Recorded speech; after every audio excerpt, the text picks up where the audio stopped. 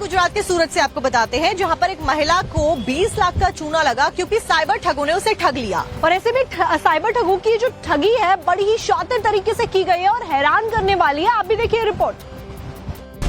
Gujarat police की custody में नजर आ रहा ये शख्स मुंबई क्राइम ब्रांच का अधिकारी बताया जा रहा है। वो भी असली नहीं बल्कि फर्जी, और आरोप है कि इसी धौंस को दिखाकर इस शख्स ने एक महिला को करीब 20 लाख रुपए का चूना लगा दिया। फरियादी जब डर गई तो उन्होंने बोला कि अगर आपको इससे निकलना है, अगर ये आपका पार्सल नहीं है तो आपको हमको पैसे देने पड़ेंगे।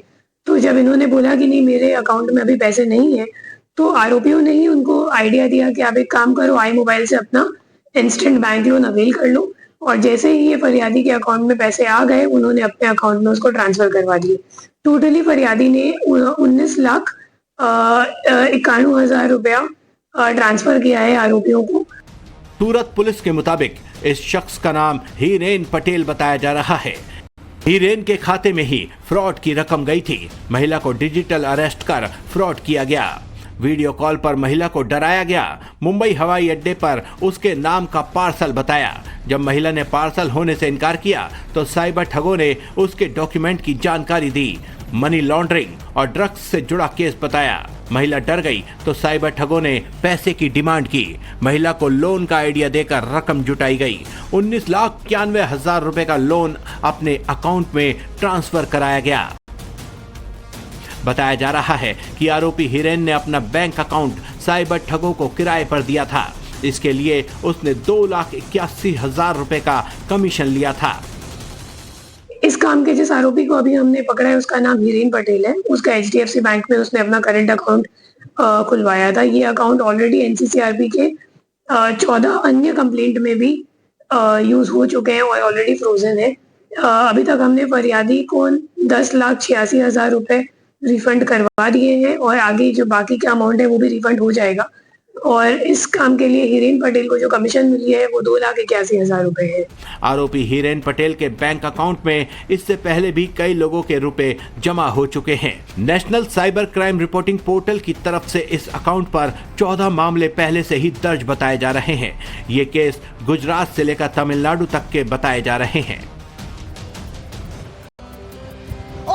गुजरात के सूरत से आपको बताते हैं, जहां पर एक महिला को 20 लाख का चूना लगा क्योंकि साइबर ठगों ने उसे ठग लिया। और ऐसे में साइबर ठगों की जो ठगी है बड़ी ही शातिर तरीके से की गई है और हैरान करने वाली है। आप भी देखिए रिपोर्ट।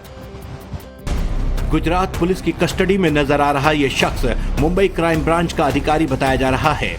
वो भी असली नहीं बल्कि फर्जी, और आरोप है कि इसी धौंस को दिखाकर इस शख्स ने एक महिला को करीब 20 लाख रुपए का चूना लगा दिया। फरियादी जब डर गई तो उन्होंने बोला कि अगर आपको इससे निकलना है, अगर ये आपका पार्सल नहीं है तो आपको हमको पैसे देने पड़ेंगे। तो जब इन्होंने बोला कि नहीं मेरे अकाउंट में अभी पैसे नहीं है, तो आरोपियों ने ही उनको आइडिया दिया कि आप एक काम करो, आई मोबाइल से अपना इंस्टेंट बैंक लोन अवेल कर लो। और जैसे ही ये फरियादी के अकाउंट में पैसे आ गए, उन्होंने अपने अकाउंट में उसको ट्रांसफर करवा दिए। टोटली फरियादी ने 19,91,000 रुपया ट्रांसफर किया है आरोपियों को। सूरत पुलिस के मुताबिक इस शख्स का नाम हीरेन पटेल बताया जा रहा है। हीरेन के खाते में ही फ्रॉड की रकम गई थी। महिला को डिजिटल अरेस्ट कर फ्रॉड किया गया।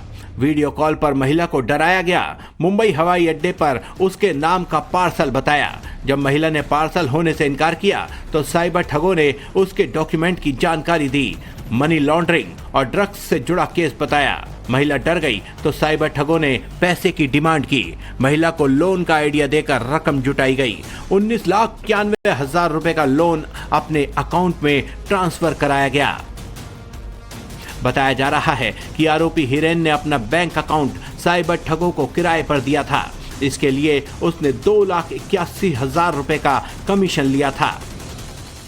इस काम के जिस आरोपी को अभी हमने पकड़ा है उसका नाम हीरेन पटेल है। उसका HDFC बैंक में उसने अपना करंट अकाउंट खुलवाया था। ये अकाउंट ऑलरेडी NCCRP के 14 अन्य कंप्लेंट में भी यूज हो चुके हैं और ऑलरेडी फ्रोजन है।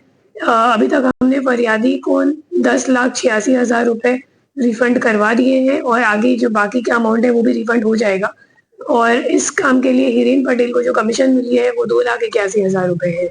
आरोपी हीरेन पटेल के बैंक अकाउंट में इससे पहले भी कई लोगों के रुपए जमा हो चुके हैं। National cyber crime reporting portal की तरफ से इस अकाउंट पर 14 मामले पहले से ही दर्ज बताए जा रहे हैं।